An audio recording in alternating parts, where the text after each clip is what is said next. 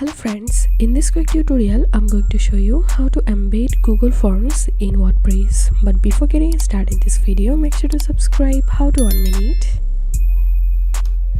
So first of all, open a new tab and type here google.com/forms, and after that here you will see several forms sample, and you can start from a blank form, and I'm going to use this contact form, so I'm clicking on it.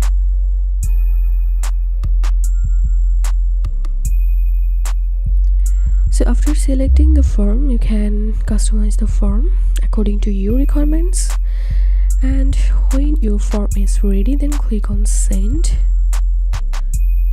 and then click on this embed icon and click on copy.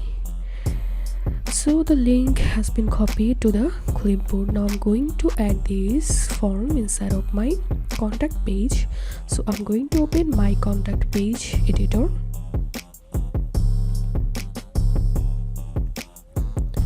Okay, now click on this little block icon, and from here select custom HTML, and now paste the copied code here. Now click on update, and now if I view my page, and here you can see my Google form has been embedded into my WordPress.